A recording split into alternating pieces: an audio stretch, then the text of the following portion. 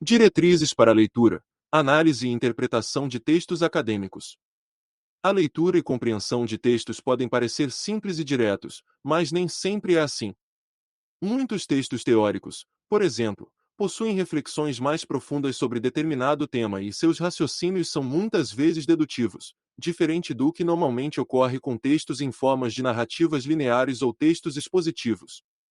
Embora existam muitos gêneros textuais, neste vídeo buscamos traçar linhas gerais que podem servir como diretrizes para a leitura, análise e interpretação de textos que podem ser aplicados a diversos gêneros textuais. A compreensão, por exemplo, de assuntos abstratos torna-se menos maçante ou enfadonha quando há melhores condições de inteligibilidade e abordagens dos textos. A teoria da comunicação considera que a comunicação se dá quando ocorre a transmissão de uma mensagem entre um emissor e um receptor. O emissor transmite uma mensagem que é captada pelo receptor conforme o esquema no fluxograma aqui apresentado. As diretrizes não são obrigatórias e não precisam ser seguidas à risca. O objetivo delas é apresentar alguns caminhos ou orientações que facilitem a sua compreensão de um texto, especialmente os textos acadêmicos. Nosso esquema de leitura é dividido em 6 etapas que poderão facilitar o entendimento dos textos que poderão, inclusive, auxiliá-lo a produzir materiais para a elaboração de resenhas, resumos e fichamentos. Etapa 1. Delimitação da leitura. Nessa etapa, caso você esteja no início de um projeto de pesquisa, você irá definir um tema específico relacionado a alguma questão no tempo e espaço sobre a qual você está buscando compreender e problematizar. Fará buscas em periódicos acadêmicos, livros de biblioteca, em bancos de teses ou dissertações, e reunirá os textos que deseja ler. Porém, caso você já tenha os textos, então, irá definir quais partes do texto irá ler, se é um capítulo do livro ou o livro inteiro, se é artigo, capítulo de dissertação ou tese. Isto é importante especialmente quando você precisa ler muitos textos e organizar seus estudos e escrever resenhas ou fichamentos.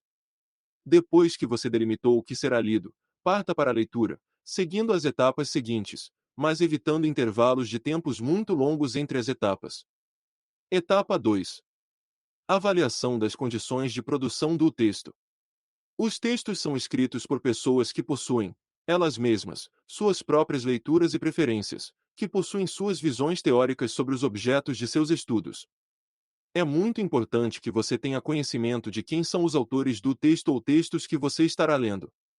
Procure saber quais fundamentações teórico-metodológicas dos autores, quais fontes eles utilizam, com quem eles dialogam. Procure saber onde seu texto foi produzido, se foi na universidade ou se é um texto independente publicado, por exemplo, em um livro, se foi escrito em português ou é tradução de outro idioma, se é recente ou antigo.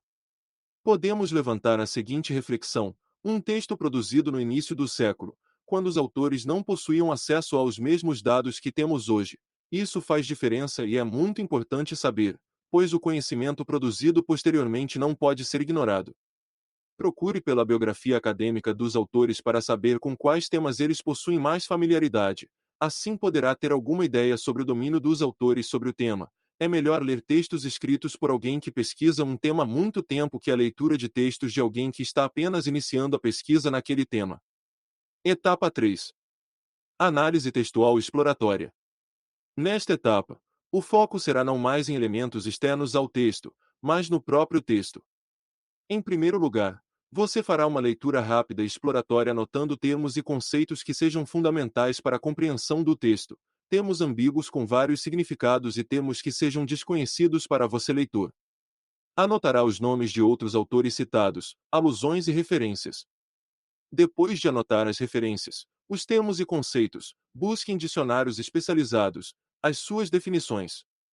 É necessário que compreenda os termos e conceitos para eliminar as ambiguidades e determinar qual é o sentido que o autor atribui aos termos e conceitos para poder compreender o texto. Nesta etapa, você deve esquematizar, seja por um mapa conceitual ou por meio de uma lista ordenada, a estrutura formal do texto.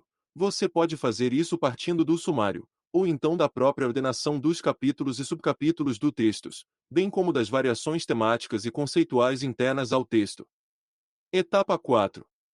Análise textual temática. Esta etapa trata-se de fazer ao texto uma série de perguntas cujas respostas fornecem o conteúdo da mensagem. Nesta etapa, você fará a leitura com o objetivo de determinar o tema do texto, não confunda-o com o título.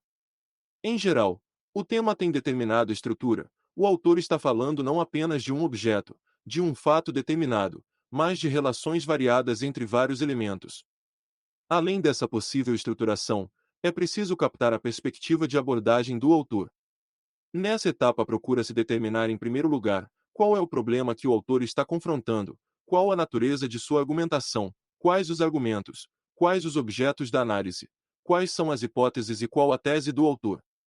Note que esta análise temática que serve de base para o resumo ou síntese de um texto solicitado por seu professor, seja na escola ou na faculdade. Quando se pede o resumo de um texto, o que se tem em vista é a síntese das ideias do raciocínio e não a mera redução dos parágrafos. Por esse motivo, esta etapa é muito importante e não pode ser ignorada, pois é esta etapa que lhe trará condições de se construir o organograma lógico de uma unidade de leitura.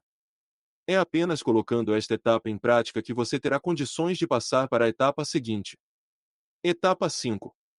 Análise interpretativa. Esta etapa visa a interpretação textual, mediante a situação das ideias do autor. A partir da compreensão objetiva da mensagem comunicada pelo texto, o que se tem em vista é a síntese das ideias do raciocínio e a compreensão profunda do texto, sem as quais não haveria benefícios na leitura. É nesta etapa que os elementos formais e informais das etapas 2, 3 e 4 podem ser compreendidos em conjunto.